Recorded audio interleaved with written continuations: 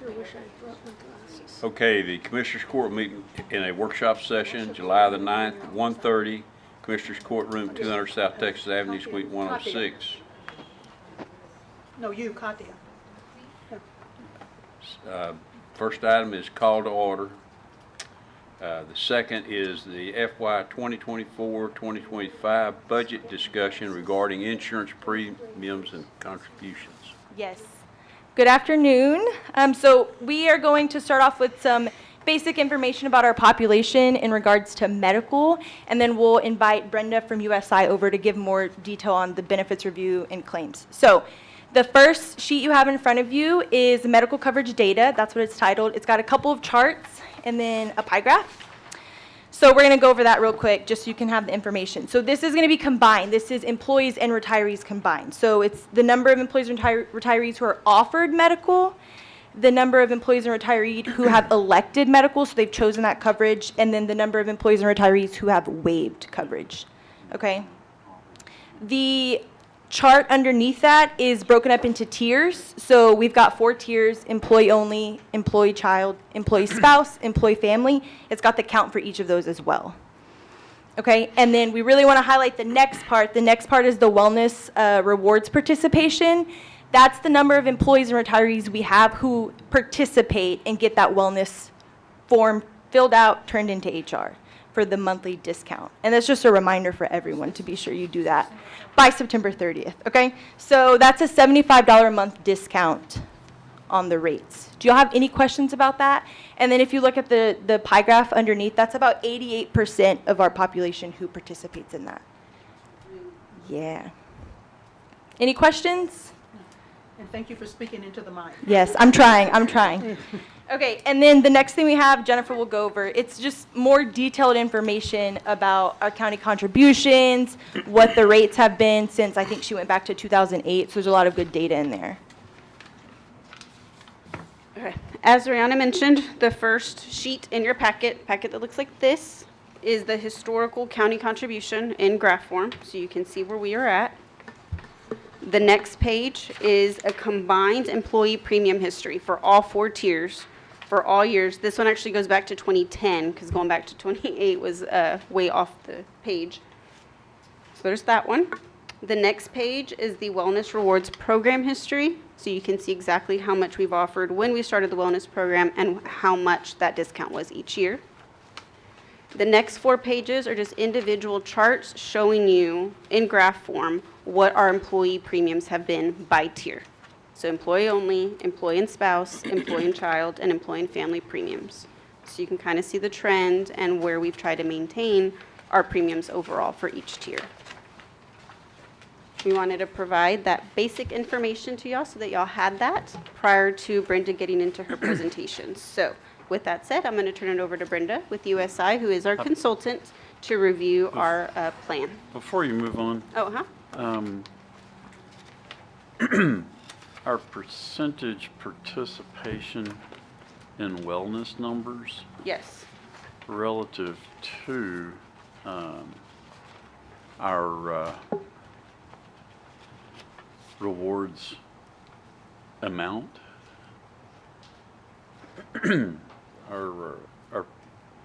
so we've got, from the numbers you gave us on that front page, it's 80, 127, that's 88%. What's our history been on that? Have we noticed any change in our history as we've gone from $20 to $75?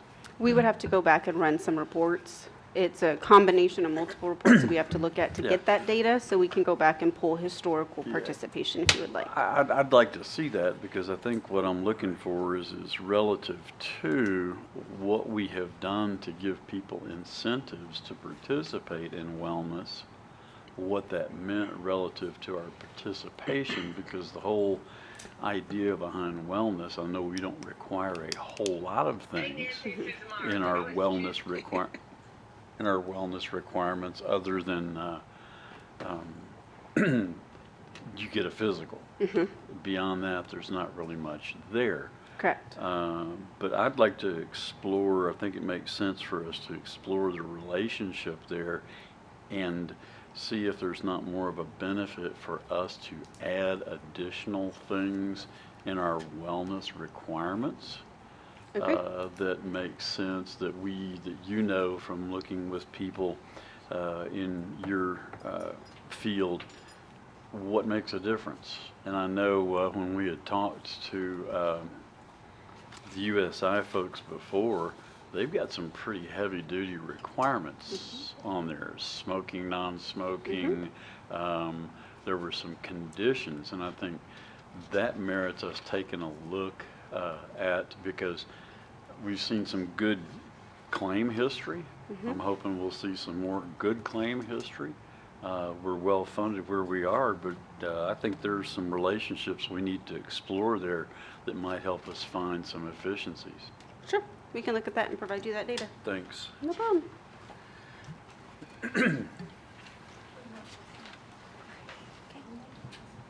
Good afternoon. Thank you for having me today. I'll try to make sure I speak in the microphone. So today we're going to walk through, take a look at your health experience, how your claims are running, how you're running to budget, and then we're going to get into your what your new projection is for the 2025 plan year. We've got some dental projections as well.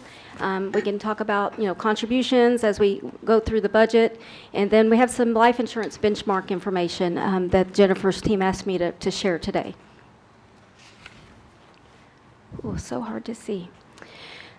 So this is a kind of a dashboard of your overall, how your claims are running.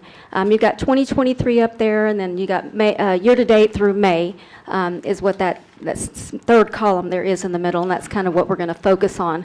But for 2023, you ended up at 90% of your budget, and then so far year-to-date, you're running at 75%. Is that 5% of budget? Yeah, 5. Apologize, it's hard to see over there. Your per employee per month, this is all in. This is your claims, this is your admin fees, this is your stop-loss fees. Your per employee per month cost is running at $1,221. At the bottom, a little under the little middle gray bracket, those are just pure claims. Those do not include your admin cost, and that is running right at 75% also of what, of your budget. Your net claims to your budget is 75%. At the bottom, we're going to kind of skip around here. At the bottom are your large claimants. Large claimants are identified as claimants over $100,000. Last year, for the full calendar year of 2023, you had a total of 25 that went over $100,000 in claims.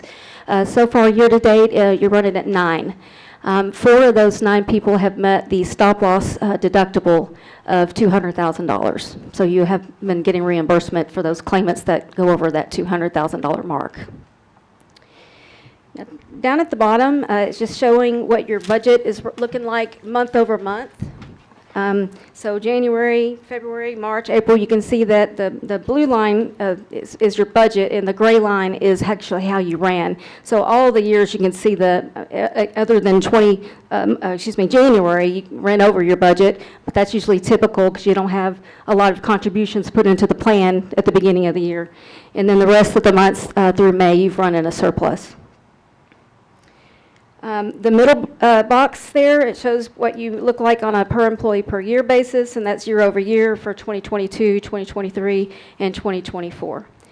And then the little circle over on the right, that just tells you that your large claimants, again defined as $100,000, make up 34% of your total overall spend.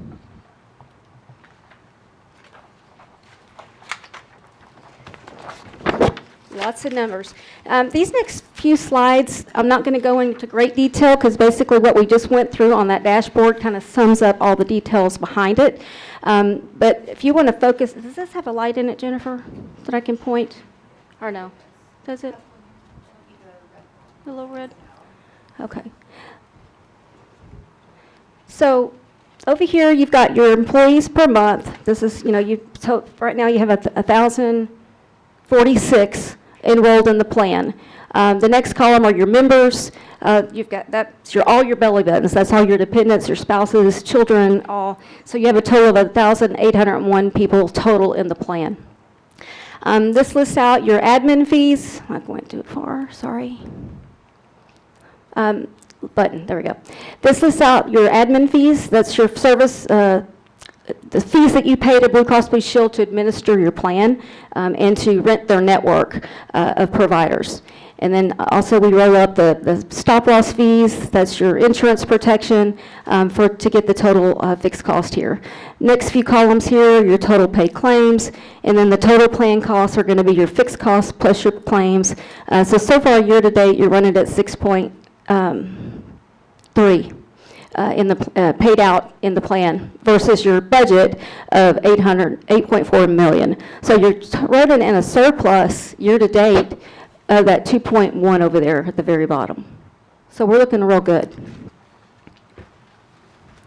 Okay. This is just 2023, same exact picture we were just looking at. You ran over here in a surplus for 2023 of 1.9 million. That's how you ran last year, end of the year. This is just a nice picture. I always like to include this. All the numbers we've been talking about are admin fees included and your stop loss fees included.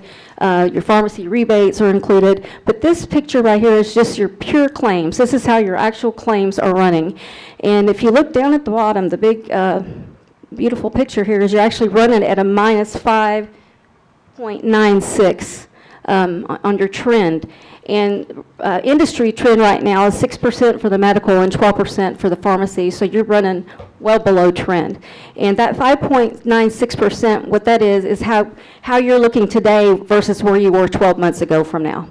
So 12 months ago in May, I believe it was 18.7%. So y'all were running a little hot of May of last year on a rolling 12-month basis, but you're looking real good for this most recent 12-month period.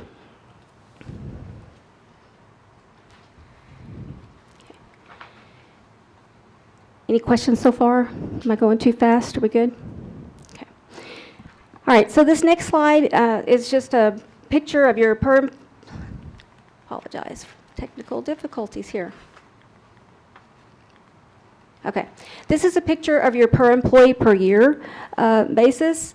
The blue line is your budget, and the gray line is your actual how you ran. So for 2022, you can see you ran well below budget. 2023, you ran below budget, and so far year to date, you're well below budget.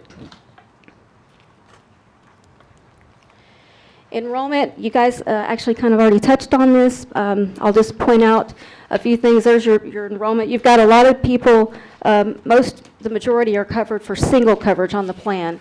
Your single coverage makes up about 64% of your total enrollment. Spouses make up 10%, children 18%, and 8% for full family coverage.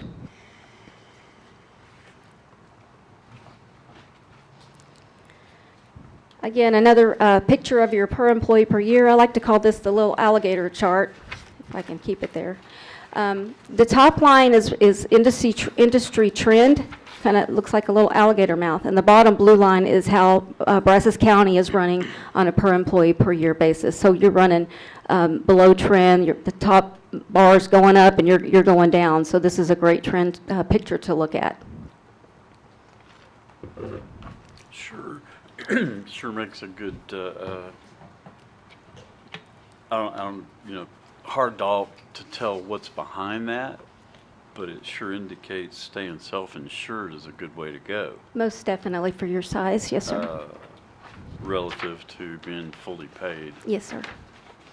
So, you're spot on. yeah, those were the reasons I was asking the questions about wellness enhancement requirements, those types of things. And if we delve into that and explore that, because this is probably the most important thing I've seen so far, and it's great stuff to see. Yeah. Anytime, whatever we're doing to beat trend, industry trend. Yeah. Is this specific to our industry, or is this just general population? It's just insurance industry trend. Okay. Of how medical claims and RX claims run. Gotcha. Just general. Yes, sir. Is there any data that we have that's about counties on a comparative basis where we know that? Does TAC have that data? Yeah. Yeah, I mean, if we could do it I mean, is there a way I could run that for you. You can Yeah, knock yes, out sir. the industry? Yeah. I'd like to see the industry specific. Yeah, we can run it by where- counties and 1,000 plus, 3 different categories. The counties, 1,000 plus employees, and the whole southwest region. Yeah, that'd be great. I don't know if y'all want to dive that deep into it, but I think in working with HR, we might be able to find some things, Yeah. particularly relative to, I know that y'all's wellness requirements that y'all have talked about before in budget sessions are significantly more. I mean, it's a blood pressure monitor, smoking, non-smoking, fitness parameters and those types of things. And it's, yeah. That I and know it's- that y'all have. Now, it's- y'all are a smaller group, and I'm sure that, how many? We have over 10,000 employees nationwide. Okay, Yeah. okay. Yeah. So, and about wrong on that. about 9,000 covered on the medical plan. yeah. So, but yeah, we get 86% participation on our wellness program, just because, sometimes you gotta give a carrot as opposed to a stick. I mean, Yeah. we have to pay 30% more in premium if we don't. Myself and my spouse, we both have to meet certain parameters, get 700 points throughout the year. If your blood pressure's not better this year than it wasn't last year, you got to do coaching and, sugar levels, the whole 9 yards. Yep. But those are all good things. They are. They're great things. They're not just good for looking at managing costs. Yeah. They're good at managing sickness. They're good at managing wellness, attitude, general. There's all kinds of dividends that come Mm-hmm. Yeah. off of making those types of Yeah. investments. Well, and, you guys are on the right path with the differential in premium. I mean, there's no better incentive than money for people, if I got to pay 30% more. No, I'm going to do the right thing. Well, like I say, the only thing that we really require is an annual physical exam, Yeah. right? Yeah. There might be some things there, and do you know of how these things can be tiered to where your wellness benefit is tiered based on just getting the physical exam plus some type of fitness parameter, some type of, blood pressure, sugar, blood sugar, those types of Yeah. things? Yeah, I'm sure there've got to be some things out there. Physician engagement is the most important. Okay. Knowing what your numbers are with your blood pressure, your sugar. We do our biometrics every year. We have to have once a year our biometric screenings. That tells a whole bunch of stuff, about your sugar levels, your cholesterol, prostate, whatever it is. And then the next piece is staying involved with the physician. That's, then, like you said, I mean, it's tough to, make your people get an exam, but then there's no follow-up on, they just show you a piece of paper and they're done. But if you're really looking to get, people involved with their physicians, which is the most important piece, we can help come up with a 3-year plan for y'all for a wellness program. I think it'd be worth looking into. Yeah. I mean, not from a cost perspective Yeah. as much as the quality of workplace we provide for people. Right. Yeah, that's the same thing. Our CEO feels that way. He had some issues with his dad, had health issues, and he lost him really young. So it's so important. So that's kind of our culture. He just wants us to make sure we're taking care of ourselves. You hit the right word, Yeah. culture. Yeah. Thanks. Yes, sir. So I won't spend too much on this large claim list, but this is our list of large claimants over 100,000.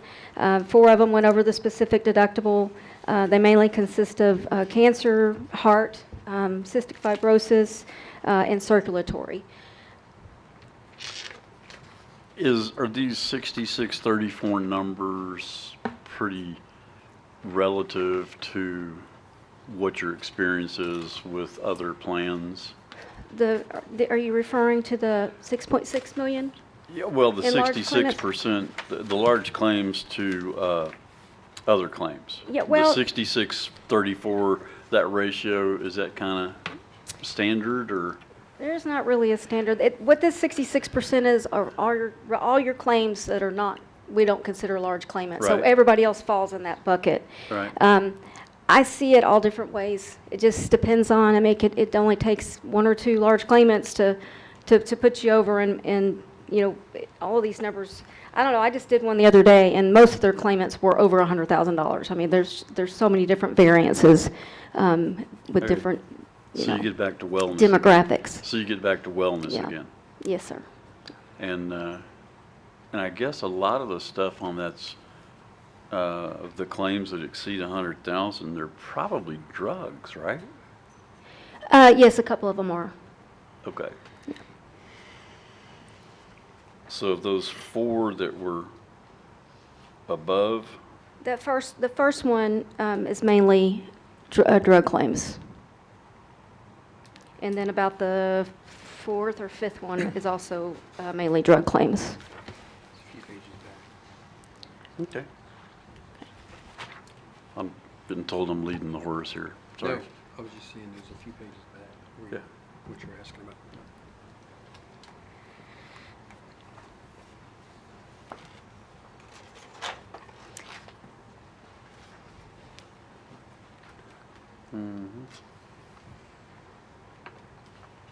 Do we have some more Know a little questions? about that being an old drug rep? I was astounded, Yeah. astounded. Okay, We're good? thanks. Again, I won't spend a lot of time on this, but this is your top drugs by paid amount. And I'll just tell you, like, the first one is for an angioedema. Diabetes is the Ozempic. Stelara is autoimmune. We got cystic fibrosis is the Humira. We have number 6 is for breast cancer. Wegovy is for weight loss. Number 8 is for HIV, and then we got diabetes. So we're looking at, diabetes. But a lot of these are not just, they're not just hyperlipidemics and blood pressure. These are some major issues that, population health management can't help these situations. But it can help a lot of others from becoming a situation like a diabetic.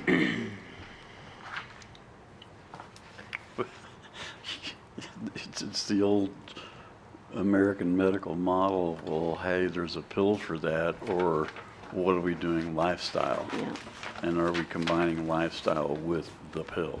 yeah. Okay. Okay, so this is the dental, how we're running for dental. Basically, the dental is running in a deficit of $45,000 year-to-date, so there is probably needs to be an adjustment to the budget on the dental. And then last year for even though it says 2024, I apologize for the error, but this is for 2023. We also ran in a deficit of $30,000 in 2023, so I definitely would recommend an adjustment to the budget, especially since the cost is shared between the employee and the employees.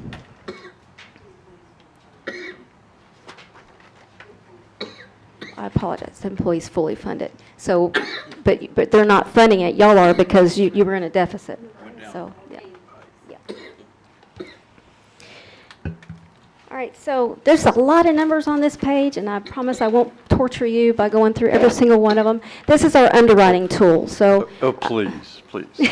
Please. Well, if I could see every one of those up there. What our underwriting tool does is it looks at the last 12-month period. We pull out large claims, and then we rate it based on how many months are left in the year to finish out the budget for this past year.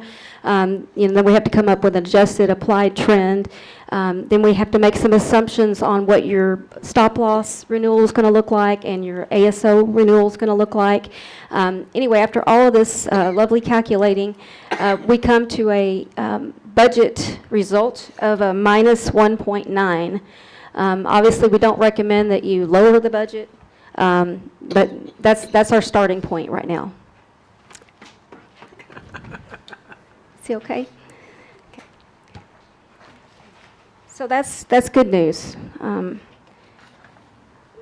been delivering a lot of these this year that have been in the double digits increase. So we're looking good. These are the current employee contributions at the top. These are monthly. These are our current budget rates. $14.79, $14.16 of it is budgeted by the county. The bottom, this is just, all I've done is illustrate the minus 1.9 down here, so that's why these rates over here changed. So This is a tool that I can send to Jennifer. Y'all can just plug in if you want to maybe look at giving your employees a, you know, a 3% increase or something. You just plug in 3%, it'll automatically recalculate everything else for you at the bottom for 2025. And this is, to Jennifer's point, what she was talking about at the beginning of this. I ran a calculation for our affordability. You know, we have to remain affordable under the Healthcare Reform Act. And so she wanted to know, well, how much more can we possibly go, you know, maximum-wise to increase our wellness discount? And currently, you're charging $75. The maximum you can increase to would be $123. Obviously, that's a huge jump, but, you know, maybe baby steps, maybe, you know, 15, 20, something like that. But anyway, this is just a calculation to say, hey, whatever you do, you just make sure you don't go over this $186 piece, or you'll be subject to penalties under the Healthcare Reform Act.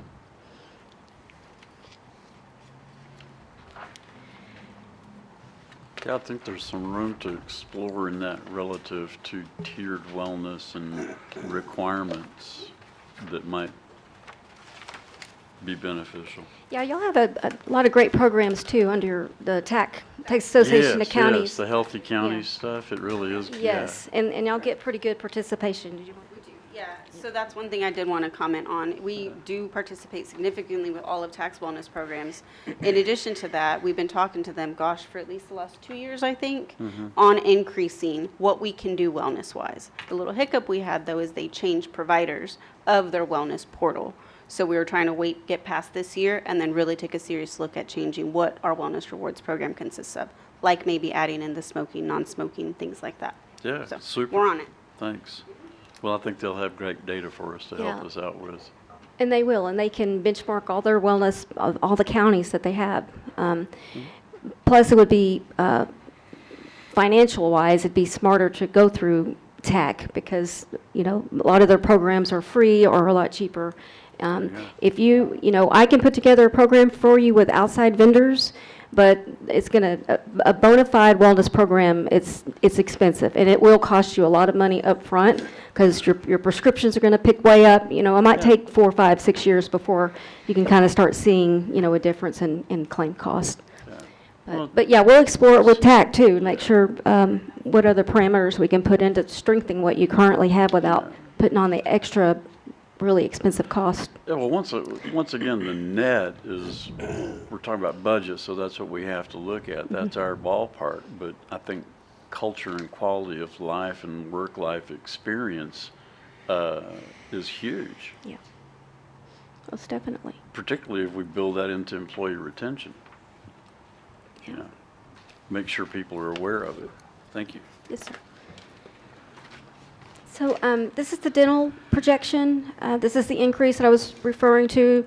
We're looking at a 15.4% increase to the employee rates and the employer. So this is a picture. Currently, your employees are paying Bill shock. this line right here. This is the monthly cost. It's going up to $34.62 over here.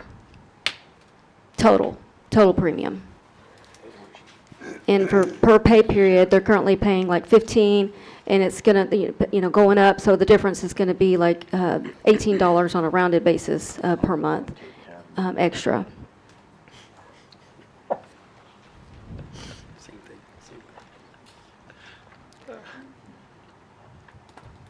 Okay. Any questions so far? Okay. So this is benchmark. This is part of our benchmark that I was referring to a minute ago, but this is just for life insurance. I have this for medical, dental, vision as well for you. So for life insurance, when we looked at the benchmark right now is about, y'all are currently covering your employees for $20,000 in life and AD&D insurance. The benchmark is actually $50,000 for counties, 1,000 plus employer groups, and then the Southwest region. And so I put together some numbers. Here's what you're currently paying for $20,000 in coverage. Total amount is $40,284 per year. If you go to $50,000, it goes up to $88,000 for an additional. It'll cost you an additional $46,000 a year if you wanted to go to that $50,000 benchmark. 48. And then I just showed another one for 100,000, just for grins, if y'all wanted to look at that. Okay, so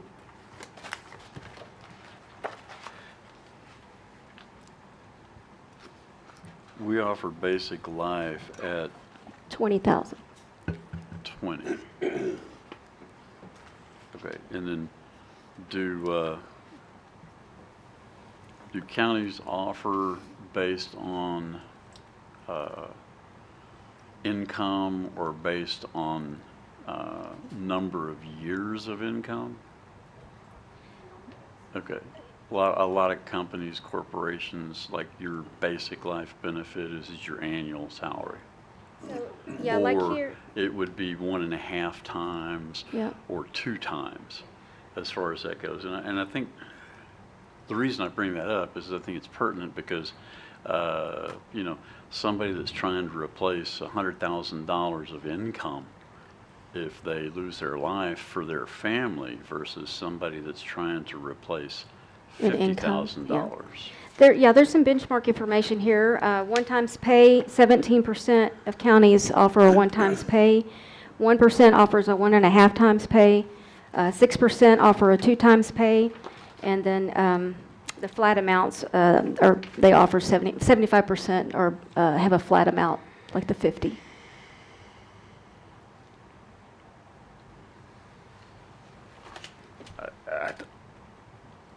I think it would merit exploring that. I don't think the costs are going to be significantly different. But Yeah. I do think that it makes more sense from helping our employees have a appropriate financial plan as a part of their employee benefits, if that makes sense. Yeah. And these numbers are based off of your current vendor, life insurance vendor. We're also going to research it with Texas Association of Counties too to see if we can get a better deal than the renewal with your current vendor. Yeah.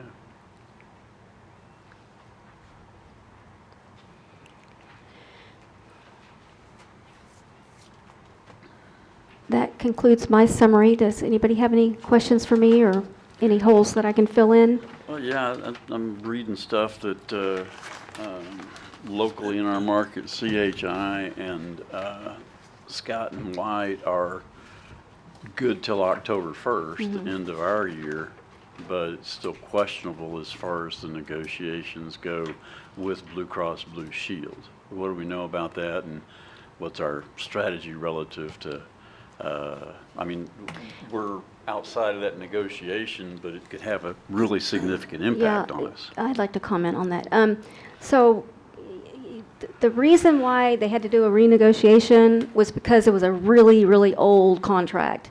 And so that's why it's taken them a little longer to get to the new agreement terms and all of that. They're both playing nice with each other. That's why they said, okay, let's extend it to October while we get the contract worked out. So it's looking like it's going to be just fine.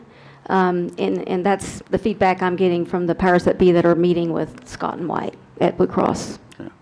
Well, I wouldn't think they'd want to walk from the business, but Yeah. still, once again, the evidence says that we're doing better staying self-insured. There's room for us to enhance that situation by exploring enhancing wellness. And there is, if those are our major providers here in our market for sure. So Yeah. hopefully that'll all work out, because if we had to go to a fully insured and it was something outside of what Blue Cross Blue Shield can do, that could get kind of sticky. Oh, yeah. I mean, you're getting the best pricing with Blue Cross Blue Shield, no doubt. That's why, they have skin in the game too. I mean, they have their whole fully insured book of business, so they're not just going to work for you all with their negotiating. They've got skin in the game. They've got to protect their backs as well. A lot of these providers, that they're asking for double digits, some of them. I'm not saying that's what is happening with Scott and White, that theirs is just an old contract for them. Have I seen a big group like Scott and White fall out before? Yes. It was Kelsey Siebold in Houston, and I used them, and I was very upset. But they were asking for double-digit increase, and that just is not sustainable. And you know what? They went out of network for maybe a year and a half, and they came right Got back back in. But that's Well, that's true. typically they can work things out. It's usually at the 19th hour, though. Yeah, okay, so you're saying that would be out of network, and I didn't Yeah. think about that. Yeah. Out of network is, where are we, 20%? Oh, no, Differential. you got 99.9% of your people are going in network right now. Right, right. Yeah. But what's the difference between in-network and out-of-network for us? You have a better benefit if you I go. understand that, but if there's a percentage number for it, what is it? It's 20% that Okay. you pay in network. If you go 20%. out of network, I think it's like 30 or 40%. All right, 10%. Or, no, 70%, something like that. Yeah. Yeah.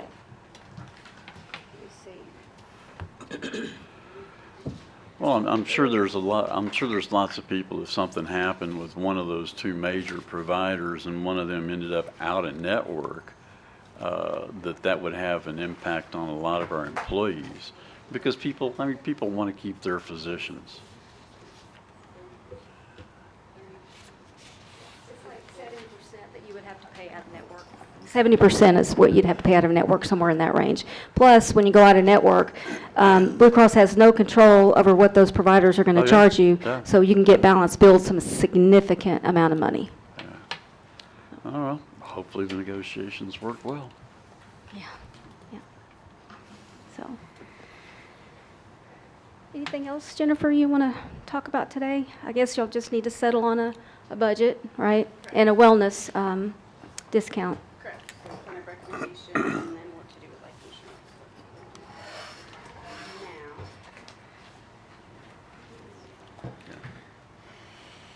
So real quick on life insurance, I saw some head nods, so we will continue to pursue that because that's something we definitely wanted to expand our benefits on, and that's something that we, can do relatively quickly. So that's something we will look at, trying to increase from the $20,000 county paid to the $50,000 county paid. So we'll keep going on that one.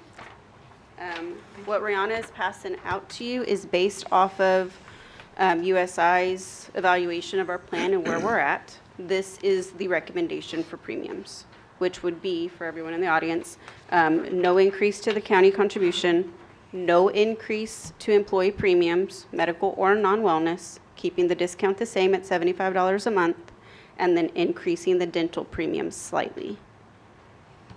Because remember, dental is employee funded, but any claims that come in, the county is footing that bill. Is this per pay period? These are monthly. Monthly? So just wanted to propose that as well.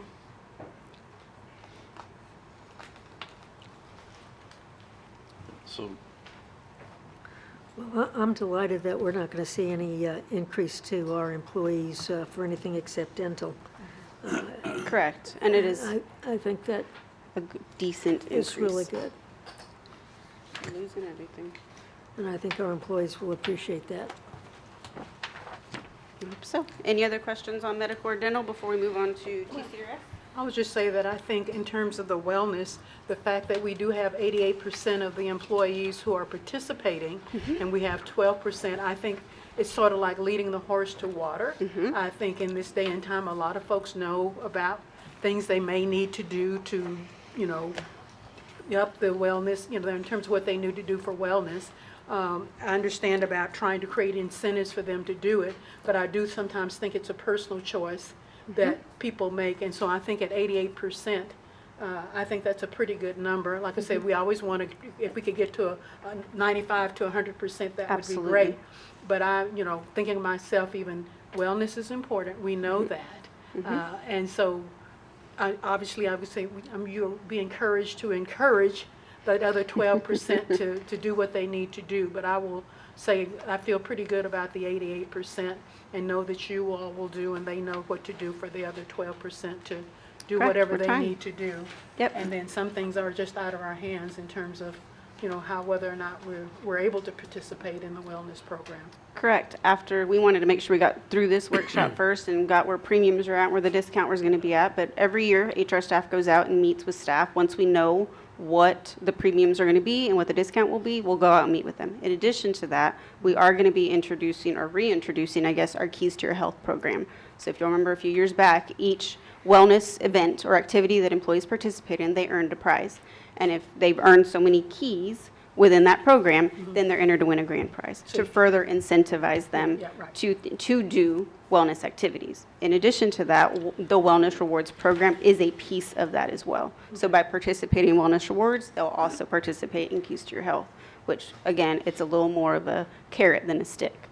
Beyond that, we are also going to be sending out the application for our Wellness Champion program, bringing that back because that kind of fizzled out with COVID, and trying to reactivate all of that and get some of our employees to be wellness champions and help us further promote these programs as well. Sounds like a good plan. Thank you. Cool, no problem. Is there a way that we can get data that correlates between our wellness participants' claims and our non-wellness participants' claims that without gets- without getting, I mean, still keeping HIPAA and Correct. all that Nope. within compliance? Nope. We would want to be extremely Extremely careful with Nope, that. That's HIPAA. I personally would not want to be involved with that. I would need to ask USI and/or TAC to be able to take a high-level look. That gets real sticky because the biggest thing with understand. all of these programs is, That's why I'm asking the question is yes, what we have need to keep employee because- medical data out of it. Because there may be some information in that that leads us to some conclusions. No. I agree with your, you know, I mean, I'm happy with the percentage participation. I would like to see not just the expansion of the life to 50K, but 50K minimum or up to 1 times annual salary. Yeah, we'll look at multiple options. Okay. Yeah.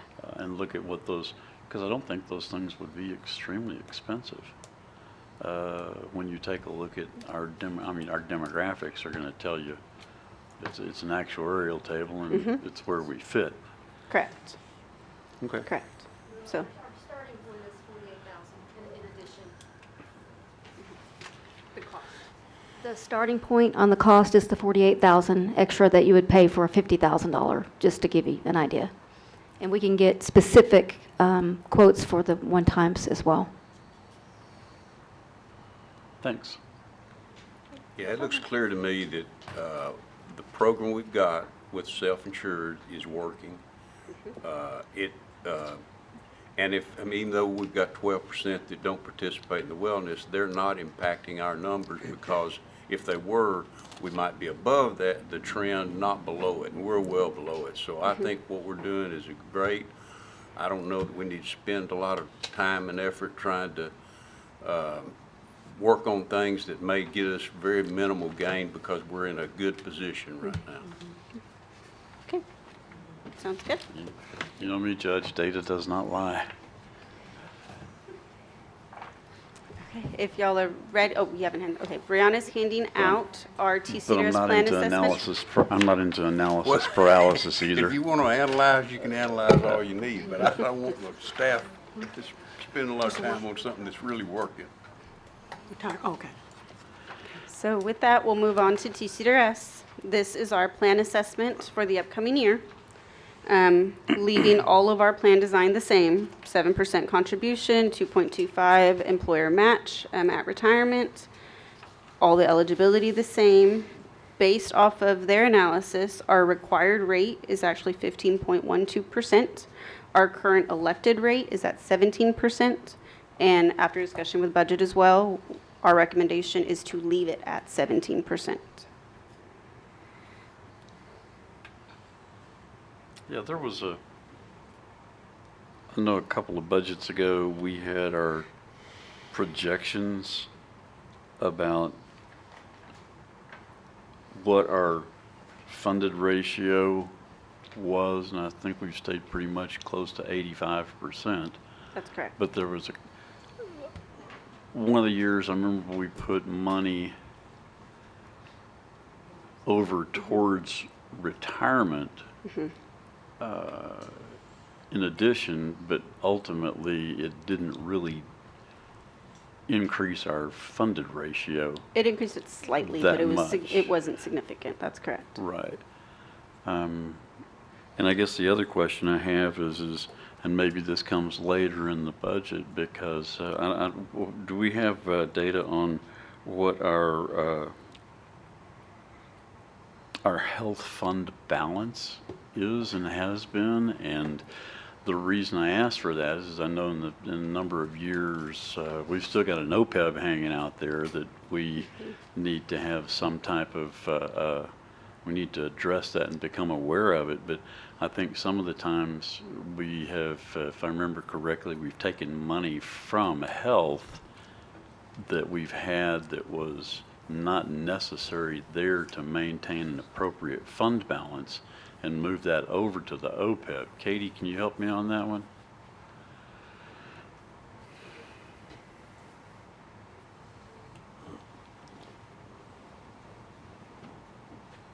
You're gonna have to give me some ginkgo. I don't remember moving money out of Health and Life to OPEB. I think it's always been coming out of general fund. Is it? Okay. Our estimates for the fund balance in the Health and Life Fund for 9/30/2024, it scares me a little to say this out loud, 10 million. And our annual, Much bigger and our than- annual fund and our annual claims experience is what? Versus that 10 million?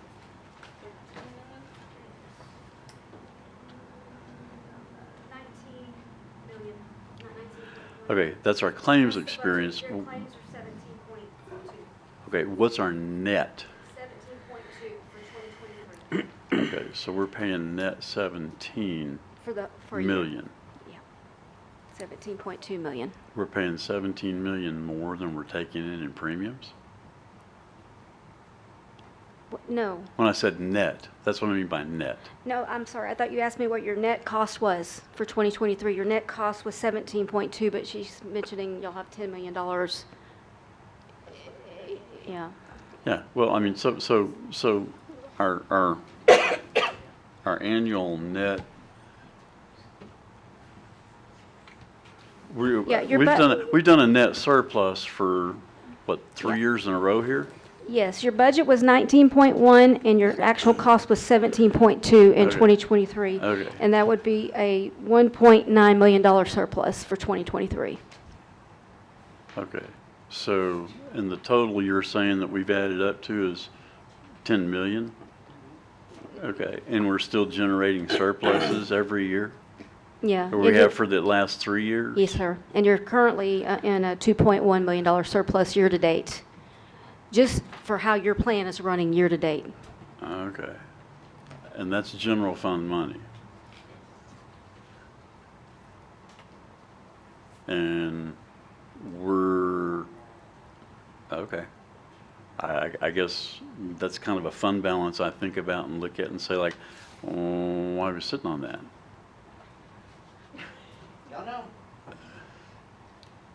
Last year, I think, what did we estimate it to be?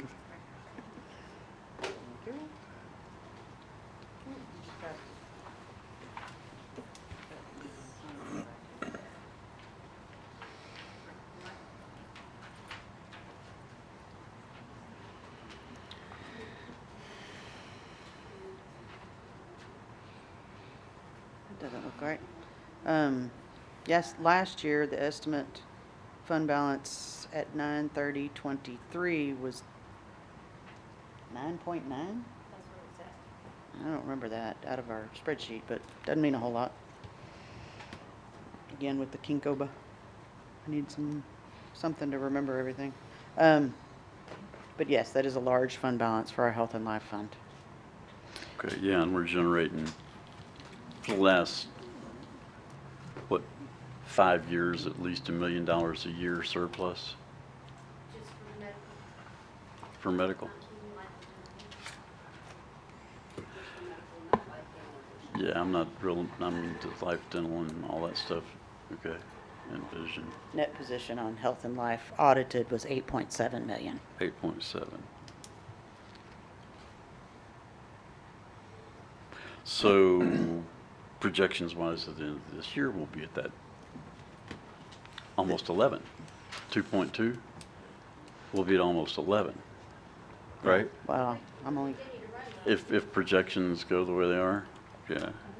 I just, the question comes to mind is, okay, so we're sitting on 8.7 million dollars. Even if we had an adverse impact and didn't raise employee premiums, we'd still have quite a glide path to be able to manage that for people. Yes. I think it makes sense to maintain a buffer there if we need to do that, if we have a Yes. adverse experience year. But at the same time, what's the appropriate amount, would be my question. I mean, before we go out and ask people in our community to pay more to us in property taxes, that's the bottom line. How do we justify sitting on $8.7 million here? She said that for net. What is it? Gross. Claims are running gross 17? 17, this is all in ASO and fixed cost, 17.2. Normally- So I haven't seen any of the numbers, have been too small. Yeah. That's all the thing, so. Okay, so net cost, I'm not looking for net cost. No, this is all in, this is your cost. It includes all your Less fixed costs revenue and all your from claims. employee, No. that's why I say no, it's don't- not yeah, net. I don't have that. That's where he was getting Gotcha. to that net, because he's saying net is, sorry, Aldrich is saying net is claims minus revenues. Yeah, bottom line to the counties. She's not, that's not the 17. Yeah, I understand. Okay. No, the If 17 claims is- are running about 17 a year, I mean, wouldn't you want to, I don't see why we wouldn't want to do it at about 25% like we do for general fund. So 10 million, keep 2.5. We could choose, the Commissioners Court could choose to fund OPEB next year out of Health and Life Fund instead.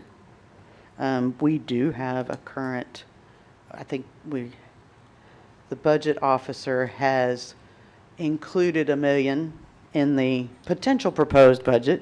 It's not there yet. But that was out of the general fund, not out of Health and Life. You could choose to take some of that 10 million retained earnings, fund balance in Health and Life. I know what you mean. And shift it to the OPEB trust fund, and that way it'll earn, our OPEB's running about 7%, just like retirement. We did ask asset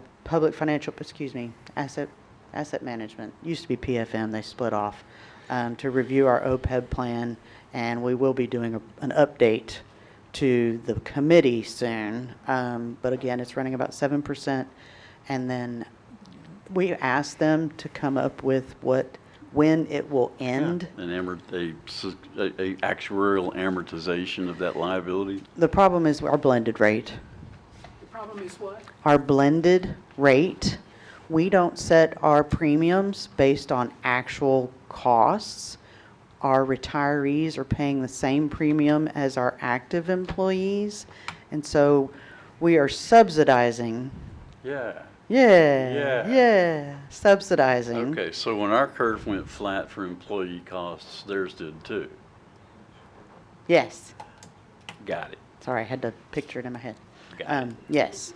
And so they can't tell us, I know Judge and I have had conversations about this for years, about when is the OPEB going to stop? Because we stopped offering it at the reduced rate to employees hired after August 30th, 2011. But because we're self-insured and we set our own rates, they can't tell us when necessarily we're going to have to stop paying for. That's too big a variable for them to put into a calculation for us? Yes. Okay, I get it. Does that sound good? Just some variables for budget. Yeah,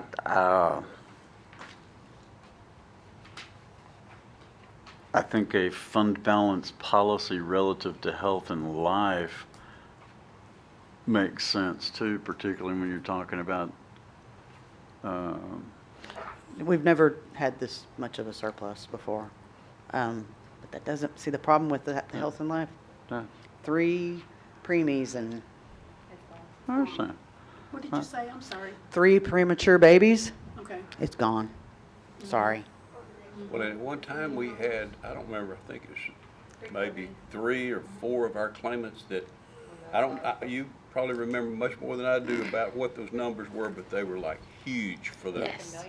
I would Oh, be, I oh, would yeah. be Million, very, yeah. and then plus also when that happens, our stop loss coverage goes way up, meaning it's at 200,000 now, they dump us up to $1 million, I think I remember it being one time. Just with all these new drugs coming out too, I mean, I've seen some that are well over $1 million, $2 million. I mean, they're really getting Yeah. up there, coming down the pike. So, And during those years, we actually had a transfer. You gotta speak into the mic, please. Sorry. During those years with those high claimants, we actually had to transfer money from general fund closer to the end of the year to cover our payments. Yeah. When was that? It was years ago. It was before Health and Life. I mean, Health and Life before COVID. We were transferring from the general fund mid-year. And we were transferring beginning of the year, $1 million plus to help cover because fund balance was gone. But I can get that information to you as well. Yeah, because I don't, I've been here since 16, I don't remember that happening. We had a lot of very rough years with those 4 Holocaust claimants. Mostly were prescriptions, and then there were some new treatments, and they were able to move to medical, so then our medical went up, even our pharmacy went down, and there were some very, very rough years where we did have to move money multiple times. Okay, well, I mean, let's take that into consideration, but look at it at the same time and coming up with something that's, it's a rational position for us to have where we can make adjustments between premiums. I mean, this one's kind of easy. We know what our premium revenue is going to be. We have a relatively good idea of what our claim experience over a long period of time is going to be. I mean, if there's an outlier, yeah, we need to be able to cover it, but then we also want to buy ourselves time to adjust for a change in premium. We haven't lowered premiums any. No, I don't. Everybody's recommending against that, but I'm just